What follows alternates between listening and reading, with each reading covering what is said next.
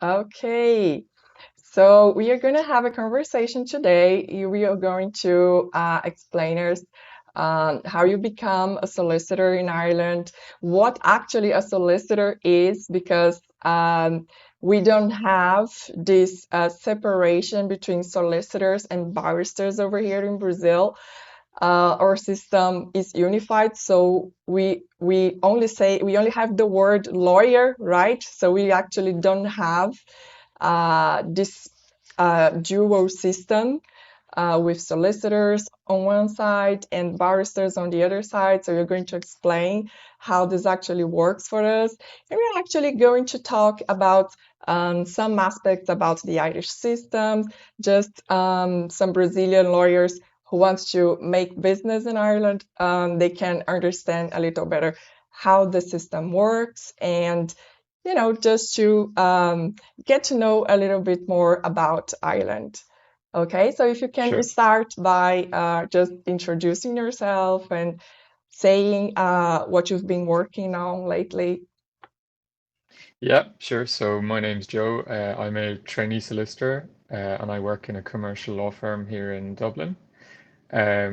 I'm currently working on a human rights team, which is a little bit different to what my company usually does, but we can maybe talk about that again later. And previously, I was on a litigation team working on white-collar crime investigations. Okay, so could you please just start by explaining the difference between the solicitor career and the barrister career? Sure, yeah. So to keep it very simple, barristers are experts in advocacy and giving legal opinions. They don't handle any client monies, for example. They don't retain original documents on behalf of clients, um, or provide any kind of non-contentious legal services, whereas solicitors do. Solicitors are also legal experts who advise clients kind of from A to Z in a legal matter, whether it's contentious or non-contentious. Um, and a solicitor will retain the services of a barrister on behalf of a client in preparation for litigation. So that's the main difference. They're not totally separate, they're just complementary. Okay, nice. So they actually work together on behalf of the client. Exactly. Yeah. And in so this is for commercial matters. In maybe criminal matters, um, you will see the solicitor, has more of the client relationship. The barrister may only meet the client on the day of the hearing, so there's no rapport between a barrister and the client, generally speaking. All of the ongoing legal support is handled by the solicitor.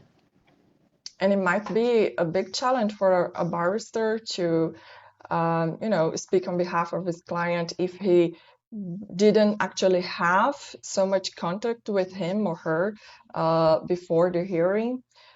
So That's it's true, probably but very you could also say that, there shouldn't be emotion and justice, and so that therefore you have a greater ability to focus on the legal facts, on the facts and on the law that applies to those facts.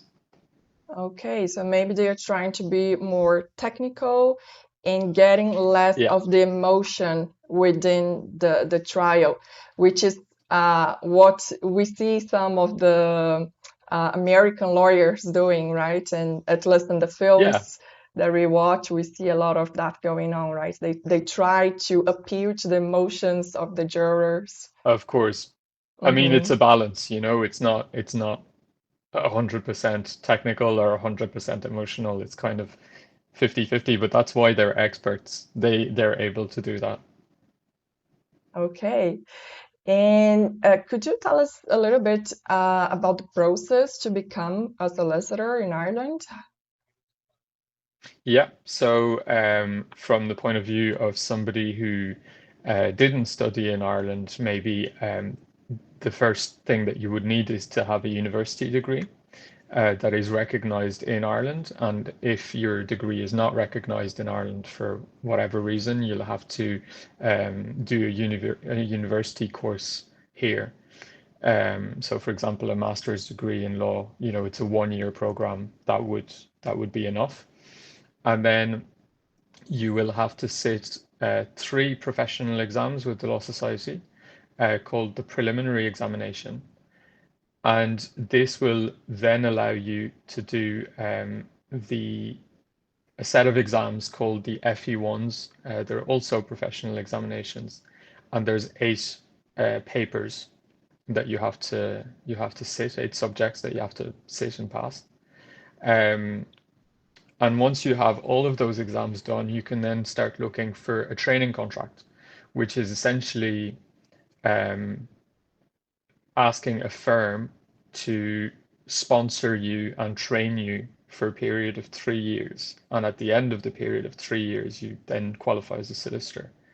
During those 3 years, you will attend, I say 3 years, but I think it's about 30 months. So not quite 3 years, but you will attend the Law Society for a period of 10 months, roughly, to do a course called the PPC, so it's the Professional Practice Course.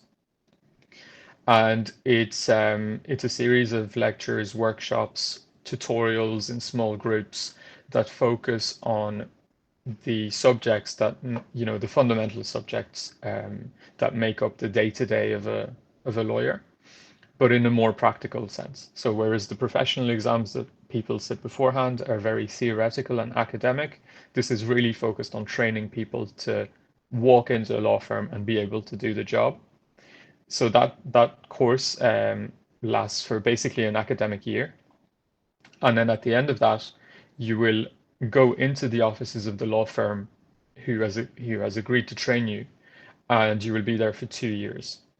And there are some variations as to what firms make people do within those 2 years, but broadly speaking, the accepted procedure is that you spend periods of 6 months in 4 different practice areas.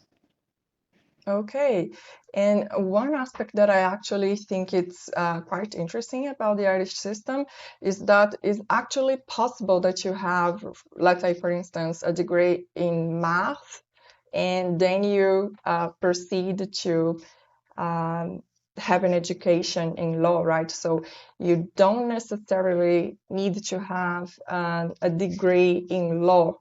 Is that correct? That is correct, yeah. I think in some cases you might be, I'm not sure if it's an obligation, but it might be advisable to do a short course. I think there are courses that last a few months where you kind of learn the basics of the legal system before you go on to do the professional exams. But I've met people who've come from all sorts of careers. I know a guy who was an engineer and then he became a construction lawyer. My current boss used to be a psychologist. Um, I had a colleague years ago who had trained as a midwife, so delivering babies, and she decided that she wanted to be a lawyer instead. So you can really have any kind of background, and I think to some degree it fits into a culture where people's training is recognized as transferable. So there's a recognition that whatever job you trained for before, you will have gained skills that might be of use down the line. So, for example, to take the example of the engineer, he's a construction lawyer now. So he knows a lot about building sites and property generally. And he wouldn't have that knowledge had he not done this, had he not had this other life before, this other career. Yeah, I find this really interesting that you just have people from so many diverse backgrounds into the legal career. And also Yeah, yeah. another aspect that you mentioned over there, that okay, so you have a theoretical element in the education of lawyers, which are the how do you call it again? FE1s, right? Yes, These are more academic tests. But then you also have the PPC, which is the professional practical practice course, course. Yeah, practice yeah, course.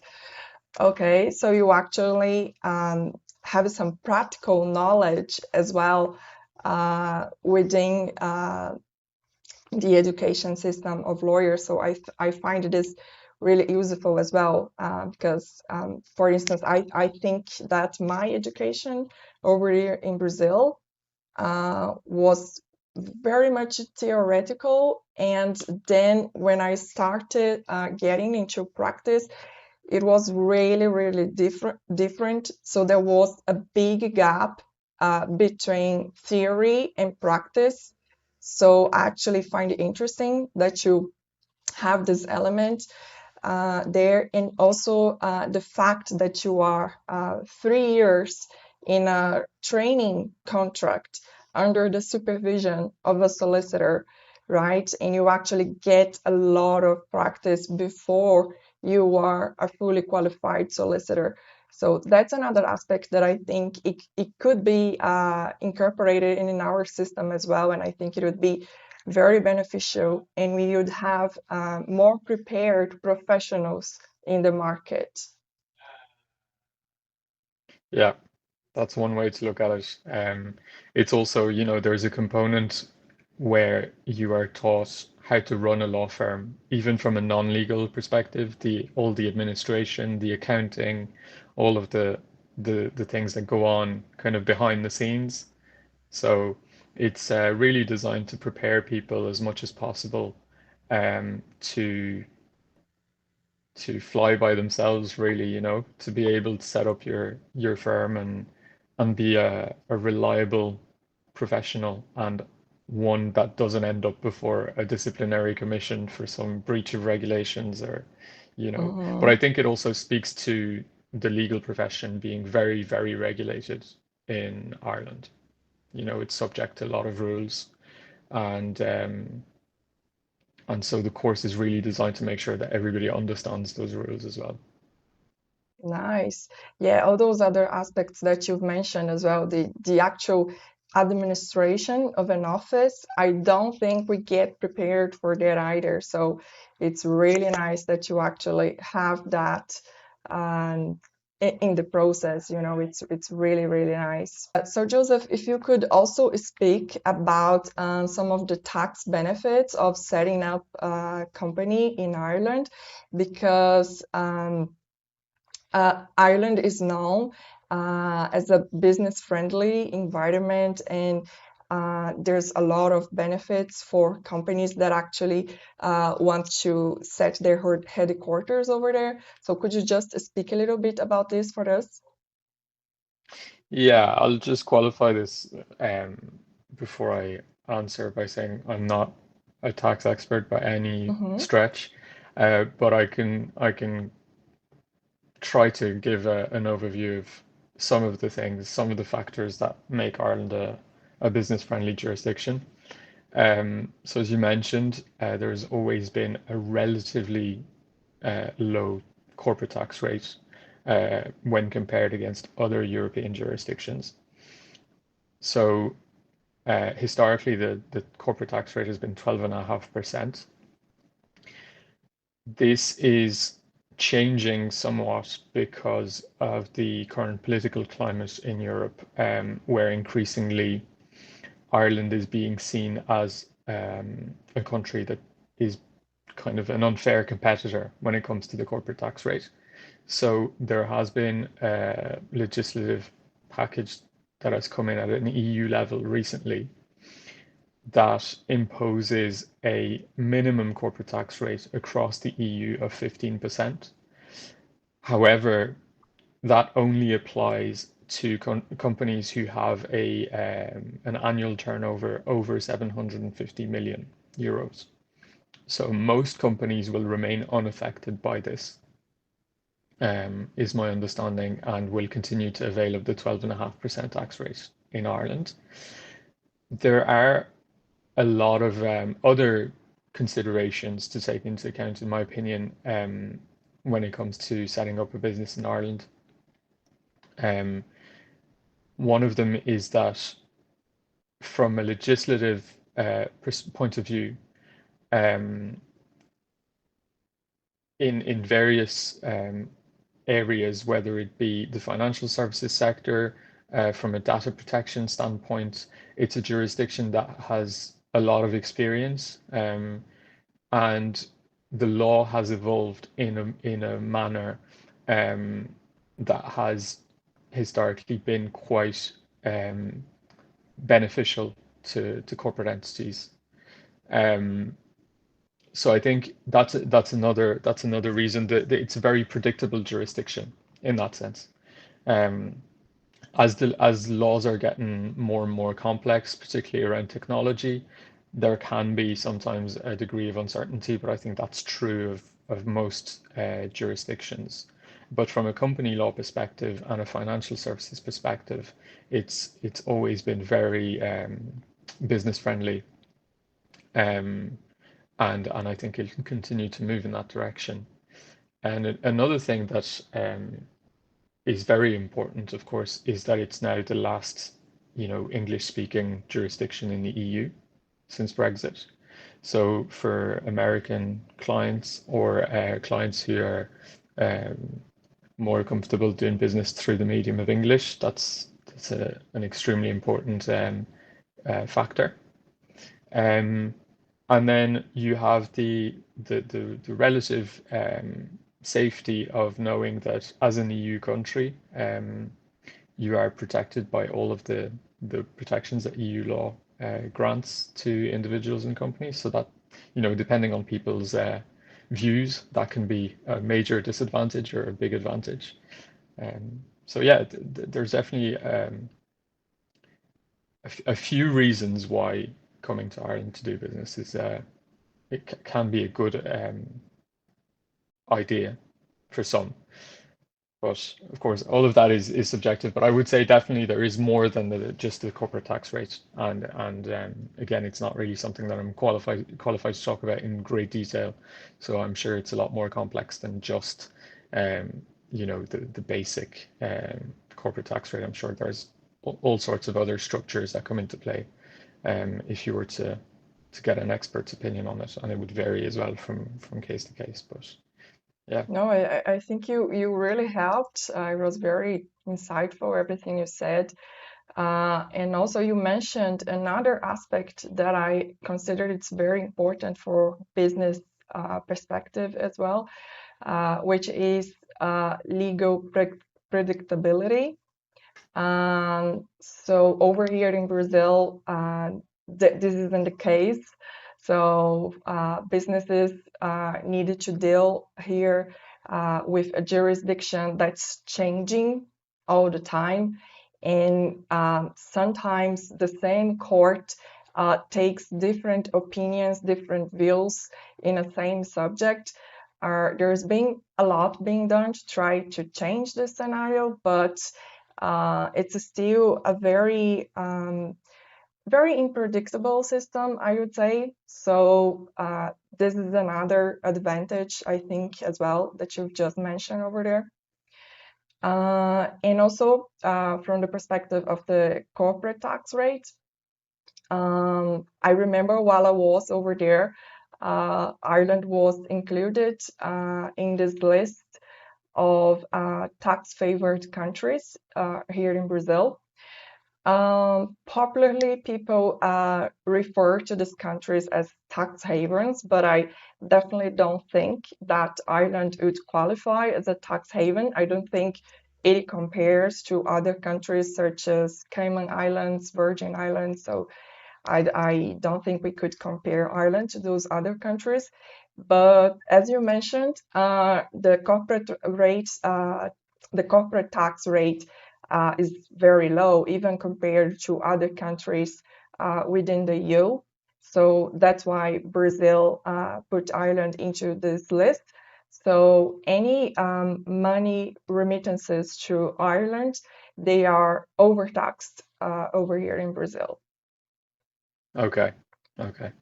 So yeah, that's where um, getting expert tax advice would be relevant to any Brazilian colleagues or or clients. I'm sure there are ways around it, and maybe an Irish tax consultant could be of more assistance than I can around that.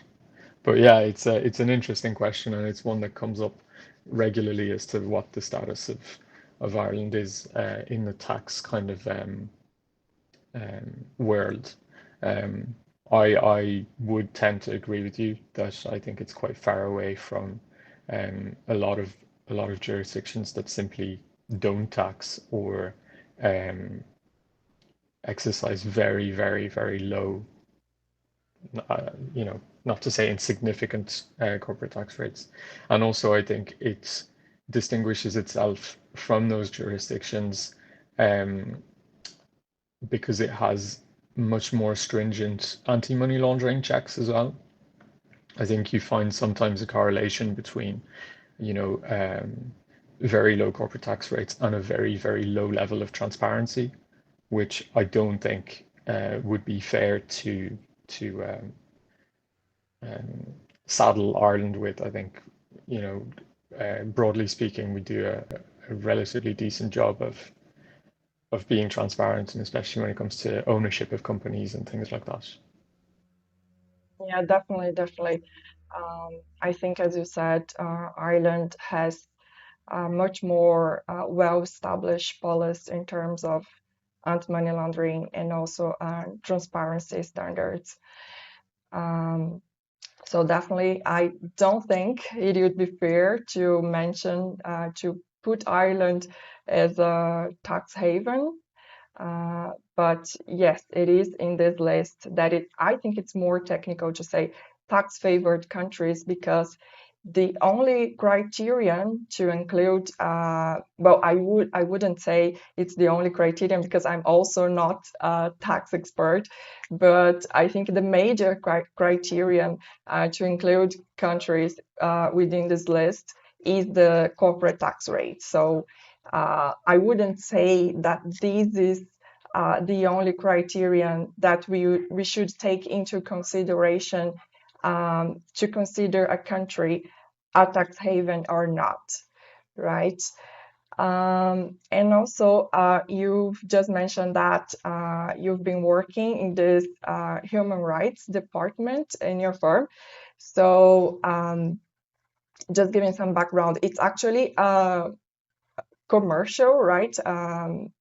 Yeah, Law firm, but also has this other side of actually having a department which is specializes in human rights.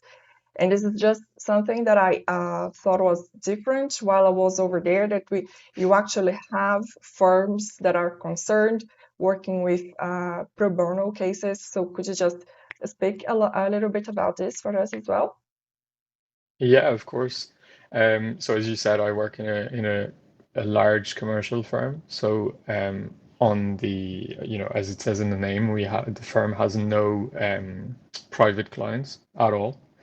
Um, but we were also one of the first firms, if not the first firm in Ireland to have a dedicated pro bono department. So the pro bono practice, as the name indicates, the work is done for free, and it's the only practice group um, that takes on cases for individual people. The work that we do on the team um, is twofold. So there's the casework aspect, but there's also an administrative component because we coordinate the pro bono work being done across the firm. All of the firm's lawyers have a minimum target every year that they need to meet, and they need to do 25 hours of pro bono work every year.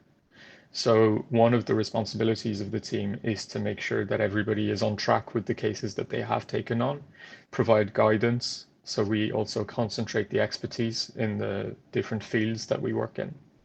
And I list them in a second. Um, and just make sure that, people are able to balance their day job, so to speak, with their pro bono commitments. In terms of the work that we do, for individual casework or individual cases, it's mostly centered around asylum and, the international protection system and housing. Those would be the two main categories of work that we do. And then we also do quite a significant amount of work with corporate partners and NGO partners in terms of training. So we deliver training sessions to NGOs. It could be people who work in homelessness services, and we give them training as to how to deal with local authorities, for example. And then we also bring in corporate partners, including commercial clients that we have, into some of our initiatives where it's appropriate. And what the firm, I think, has found, I mean, obviously there's an element of this which is just giving back to the community that we work in, and using our means to ensure that people who may not otherwise have an access route to justice are given the opportunity to have adequate representation when they're in particularly challenging situations, as is the case with asylum seekers, for example. But I think also it's something that our commercial clients are looking at more and more. I think you'll find, and it's maybe the same thing in Brazil, that big multinationals and tech companies, etc., are very conscious of ESG, which is I don't know if you've heard that term before. It's an Yes, umbrella term. yes. Yeah, yeah. So they're very conscious of their ESG practices and the ESG practices of the companies and firms that they work with. So for us, it's for the firm, it's been another string to add to our bow. It's something that we can put forward, and the fact that we're, leading the field in this also. As I mentioned, it was one of the first firms to have a dedicated team doing this. Is a great selling point. And we recently did an event a few months ago where it was basically a series of lectures for small entrepreneurs in the community. And we brought in some of our clients to share their expertise with those entrepreneurs as well. And it was really successful. And it creates connections between businesses that otherwise wouldn't have been connected. So everybody benefits, those small businesses received some knowledge on the day that hopefully will help them on their journey, but it also connected them with some large banking institutions, and other corporations that they might need at some point along the way, So it brings people together also. So I think it's a very important practice, and I think it's one that sometimes is reduced to just doing a few good deeds in the community, where actually it can have a lot of upsides. Although you're not, in the short term, you're not getting paid for your work, but it can actually have a lot of upsides for the firm or the business that is doing these good things. Okay, so it actually changed the way that society looks at the firm. Yeah, exactly. And I was discussing this with one of our partners recently, and they were telling me that this is something that recruits young trainees who are looking for training contracts, and who will be solicitors within the next 5 years. When they come in for job interviews, they ask the partners about this. They say, "What are you doing about social commitments? Like, what work are you doing in the community?"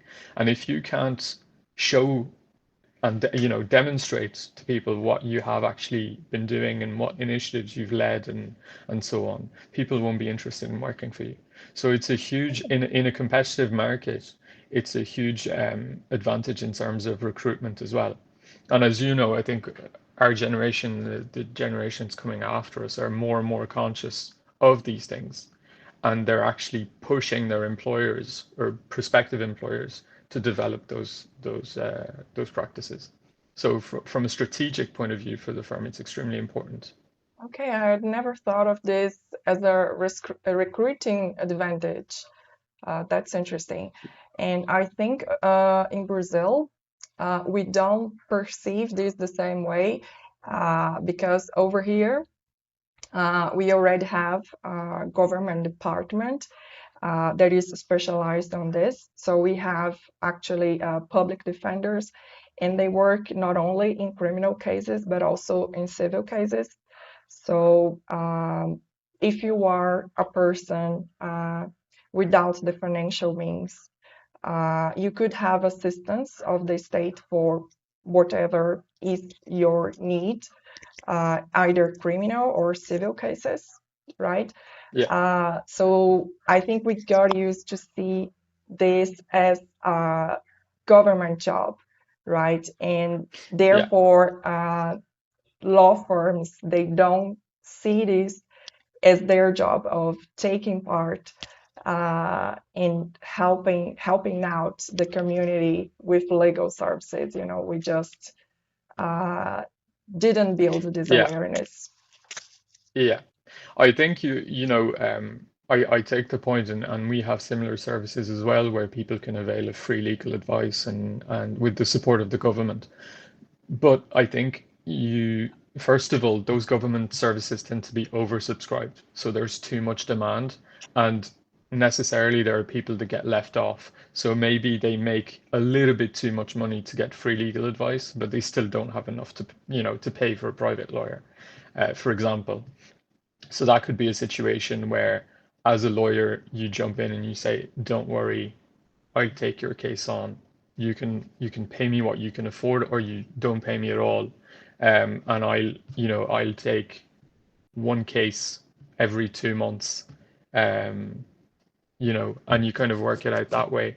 If you have small businesses in your community that are looking for, or young people that want to set up a business in your community, can you work with a local organization to give them a lecture on how to set up a company?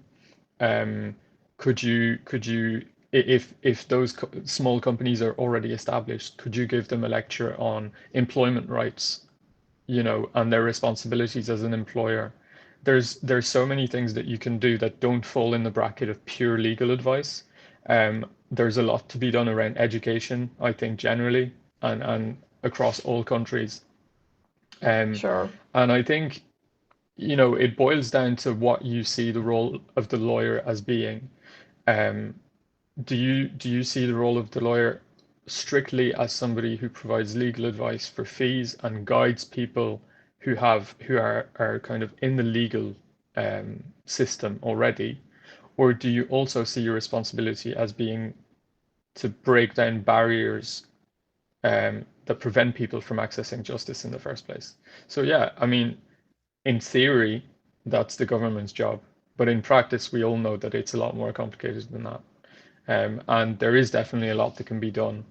I think if your colleagues and students talk to people around them and talk to people in the NGO sector, they'll very quickly realize that if you bring a little bit of creativity, there are a lot of people that are crying out for legal support in ways that don't involve necessarily taking on cases. Yeah, for sure. Yeah, you mentioned another good advice over there as well, which is trying to educate the community is actually something that the lawyer could take on as well. Yeah, and Um, hopefully, that if that results in less people having problems with the law, so to speak, it also takes the pressure off of the court system, yeah, you So have less if you litigation. exactly, if you give knowledge to people at the source, are you also preventing problems down the line, Exactly. And Joseph, just moving on to cultural differences, like what do you think is some cultural differences that maybe lawyers going to Ireland or making business in Ireland like should be aware I think generally speaking, in Ireland, people have a very indirect style of communication. They're not confrontational for the most part. And they don't like to give you bad news. So it's sometimes difficult to get somebody to speak straight to you, you know. People will kind of like beat around the bush for a very long time because they don't want to like be rude or hurt, cause harm. Um, so sometimes it takes asking for full honesty, to say, right, just tell me, just give me the bad news, because otherwise they really struggle. So you have to break down that barrier. Um, I think generally speaking, it's quite a nice country to work in because it's not very hierarchical. So people are generally quite approachable. You know, I would speak to all of my superiors on a first name basis. There's no Mr. this, Mr. that, Mrs. this, Mrs. that. It's all, John, Patrick, Paul, whatever, Um, so that's quite pleasant. The consequence of that sometimes is that the decision making can be a little bit confusing for somebody who's not used to it. So it tends to be very informal. Decisions aren't always made in meetings. They can be made over a coffee or at the bar, or it's a very social culture in that Mhm. sense. And for people who come from countries that have a more kind of rigid professional culture, so if you take Germans, for example, they sometimes struggle because they don't really understand where the decisions are being made. Okay, so just at this point, I think it's good mentioning that you actually, although you were Irish, and we can tell this from your accent, right? You actually came from France, right? You lived from Yeah, many that's right. years in France. Did you actually, are you born in France? Yeah, I was born there You and were I lived born there there. until I was 20. Yeah. Okay, so is it your mom, your father who's French? My mom, yeah. Yeah. Your mom, okay. Yeah, Yeah. so you actually struggled yourself with this cultural difference when you went to Ireland, right? Yeah, there was certainly some things that I realized, but it wasn't, I can't say that I ever sat down and thought, this is a little bit weird. It's also from speaking to people who've come from other countries over the years.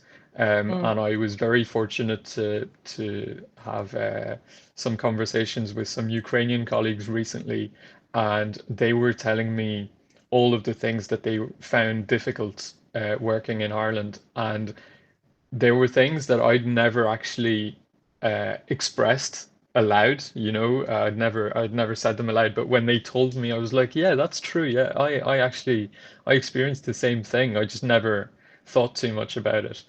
But I think some of my French traits come through in a lot of my day to day, and I think uh, many of my colleagues would probably say that I'm very direct. Um, Sometimes maybe not very diplomatic. Um, and that's something I'm working on. But yeah, I think the way that I communicate sometimes can be a little bit startling for an Irish person, All right.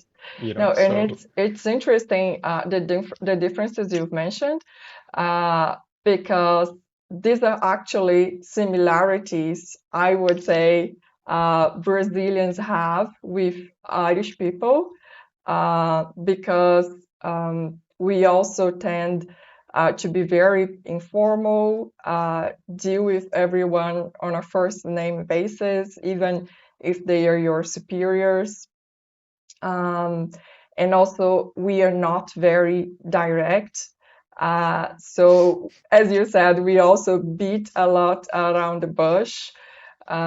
So, we don't like to give people bad news or, just we are afraid to be rude or be too harsh.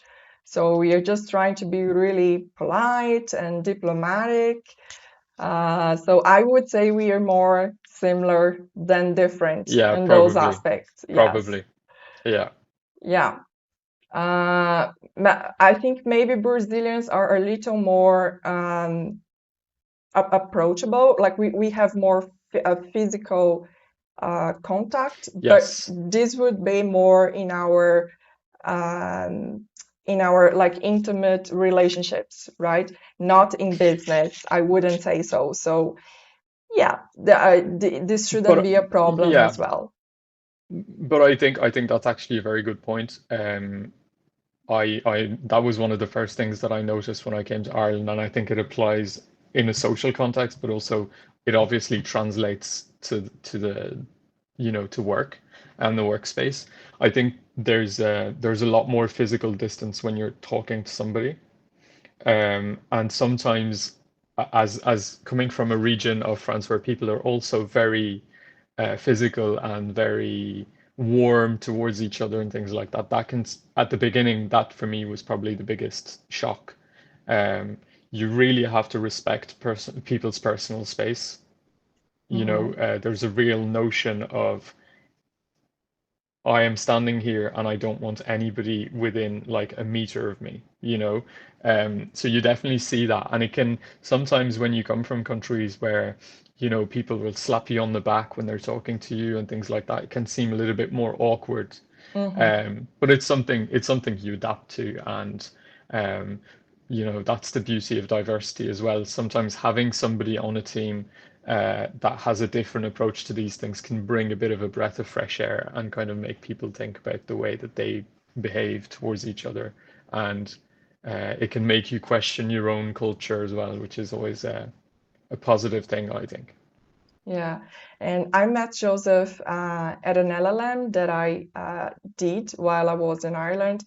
And I don't know if you remember this, but at the beginning, we were just so awkward. We didn't know how Yeah, to greet each other. And at some point, everyone agreed that we would greet each other with two kisses on on the cheek. I don't know where we yeah. took this from, but The French, yeah, the the French, French, okay, so the French yeah, prevailed on the greetings. yeah, And I remember that I got used to this. And then when I was outside university and I was meeting my Irish friends and I was going to give them two kisses on the cheek, they were, what are you doing? yeah, You know? yeah, yeah. Uh, And it's funny because I've been here for, I think it's going to be 10 years in September, and it's one of the things that I miss the most. So when I go back to France, I love meeting my friends or my family and giving them two kisses on the cheek. It's just part um, of something that makes you feel a lot closer to your friends, I think. It's definitely, I would say, been the biggest difference in the relationships that I've built here with friends. I always feel like there's like one last barrier that exists between us that doesn't exist with my friends in France. I don't know if they're related, but yeah, I would say Ireland is it's a country where it's very easy to meet people, but I would say it's harder to make friends, real like real connections. yes, everyone I met over there, it just felt like they've known each other since they were a child. You know, they just grew up Yeah, together, and this just yeah, made it really challenging to to build like break in. real, Yeah, yeah, yeah, real connections, real friendships. And also, just in the business aspect, one difference that I noticed while I was there is because they only use text to communicate. I don't know if this changed over the past few years. It's been a while since I was there, but they only use the text in business communication, right? They okay. wouldn't use WhatsApp texts, right? No, that's changed. I would And say it's 95% on WhatsApp now. Yeah, oh, really? Okay, so this yeah, actually changed because I remember having a reverse cultural shock when I came back to Brazil because this whole using WhatsApp on business it started in Brazil while I was in Ireland. So when I was over there, we were just using text for everything. And then when I got to Brazil and I just saw people using WhatsApp for everything, even for making an appointment at the doctor, I was, oh, what happened? Like, this is just so weird, And then it Yeah. took me a while until I got used to people coming to me and we actually ask in Portuguese, what's your WhatsApp? People were not asking for each other's number anymore. They were asking what Yeah. was their WhatsApp. So it just became really, really popular, and it's impossible to do business in Brazil now if you don't have WhatsApp. Really. Yeah, I think for business, especially now people have work phones and things like that. A lot of things are done on email, but Mm. for people who are maybe on your team, or in your company, you would use WhatsApp quite a bit. Okay. And another thing as well, people use letters a lot in Ireland. I was getting so much mail while I was there. In Brazil, I never really get mail. We are just so use everything in the electronic mail, everything it's on the Yeah, email. We don't use mail. it's And has this changed over there? it's changing. It's changing slowly. We work now with some public bodies that are refusing to accept physical mail anymore. Um, but funnily enough, even when we send them an email, with a legal argument, it will always be a PDF of a letter. So we still write a letter as we would have in the past, but we just don't print it. We send a soft copy. So I think the letter format is really ingrained in the legal culture as something Mm. that's a lot stronger and a lot more formal. And if you want to make an important point, the only way to make it is in the letter. You can't make it in an email. Okay. Yeah, the electronic signatures, is this something that you've been starting over there? Yeah, Mm. it is, but we had some the legislation has gone back and forth, especially when it comes to transactions, corporate and financial services transactions. We had an emergency piece of legislation that was passed to deal with COVID, so it introduced a whole set of measures for the COVID period, that made electronic signatures acceptable Mm. on certain company documents, etc., contracts, etc. Post-COVID, a lot of this has been rolled back. Oh, So, really? um, yeah, so a lot of like it was considered to be an emergency measure, and so for a lot of documents, for example, filings with the company's office have to be manually signed. All right. Oh, yeah. No, over Yeah. here, there was a lot of change post-COVID, but it changed for good, and everyone was so happy about it. They didn't want it to go back. Yeah, no, in that sense, the legislator in Ireland can be sometimes quite slow when it comes to technology, and I think there's a They are more there's a conservative. general yeah, and there's a general wariness around technology. I think it's less conservative, but more, if we're going to do this, we want to make sure that we've thought about everything and the system is bulletproof, Mm. Um, they would see it as a terrible humiliation, I think, if there was a piece of law passed around, say, for example, electronic signatures, and then you realize that, in 2 years that the system um, is so porous and there's so many gaps that people are faking people's signatures and stuff. That would be a catastrophe for Ireland, and even from a political perspective, it would be disastrous. So I think they tend to be very cautious about introducing new things, which sometimes looks like conservativeness and slowness to reform. But they're just being very prudent, I think. Okay, I see. And just finally, Joe, regarding the Irish accent, like, is there anything different, anything particular that you think that Brazilian lawyers might struggle with? I mean, it's like every English-speaking country, there's quite a wide variety of accents. Some people are very easy to understand, some people are a lot less easy to understand. What I would say though, and this is just based on my experience working in commercial law firms, um, I would say that especially in the larger firms, people are very used to dealing with people from abroad, clients and other lawyers that aren't Irish. So it's funny, subconsciously, people tone down their accents quite a lot to the Mm. point where a lot of my colleagues come from completely different places and they end up sounding exactly the same. So there's this like, people are very aware of their accents and the difficulties that it can pose.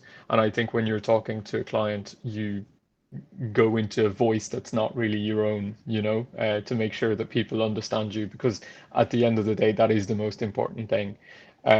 What I would say also is that I've never met anyone in Ireland who was offended um, by someone who couldn't understand them.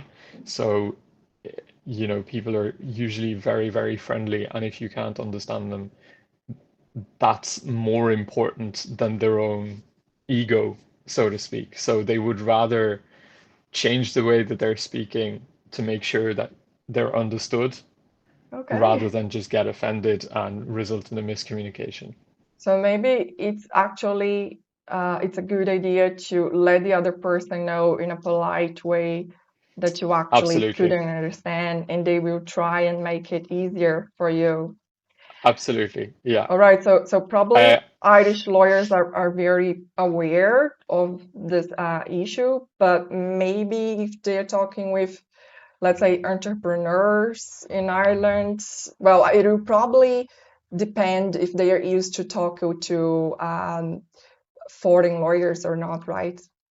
yeah, I think lawyers might be more conscious of it because we know the consequences of somebody misinterpreting what you say.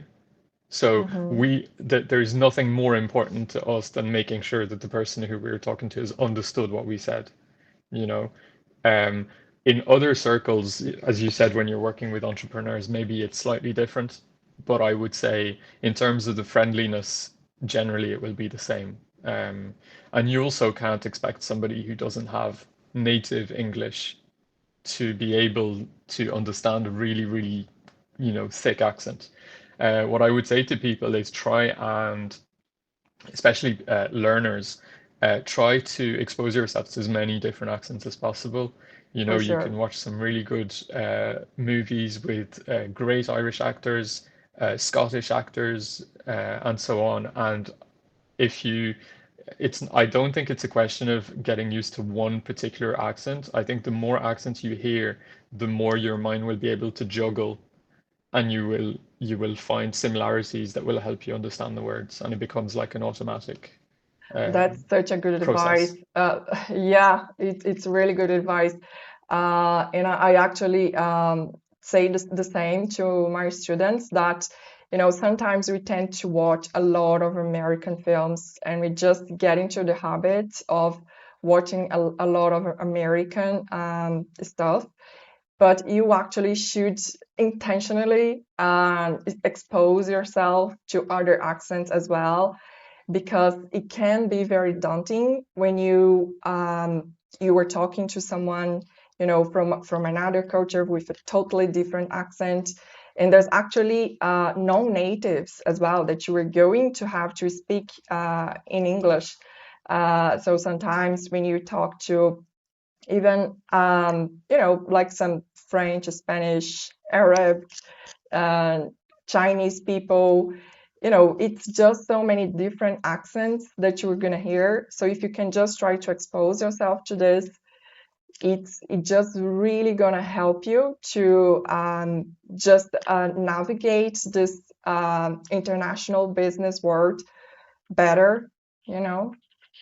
Yeah, and I think Ireland is quite unique in that. I mean, similar to Scotland, I suppose, and Wales, but it's as you know, it's a bilingual country, and even though people majoritarily speak English day to day, there are a lot of structures, grammatical structures that have come from the Irish language and have been like translated into English, basically. But that as a result, you will hear things that make no sense All if right. you've learned English from an English person, for example. So, in the way that people phrase certain things or express certain ideas, it's all English words, but just the way that they're put together, if you've learned textbook English, it'll Mhm. take some time for you to kind of decipher that. So I would say to bear that in mind as well, and it'll be fine. It's a pleasant country with nice people, and nobody will get offended that you didn't understand the first go. Yes, and also be aware that it's a very small country, but there's just way too many accents because you literally, just go to the other side of Dublin and it's a completely different accent. So don't be surprised if you maybe got used to a certain Irish accent, but then you talk to an Irish person and it's a total different accent. It could happen. Yeah, that's true. All right, Joseph. So thank you so much for being with us today. It was a really great talk. I really enjoyed talking to you. I think it was really helpful for Brazilian lawyers who want to learn a little bit more about Ireland. And well, hope to talk to you soon again. Yeah, thanks very much for having me, and I'm glad that it was helpful.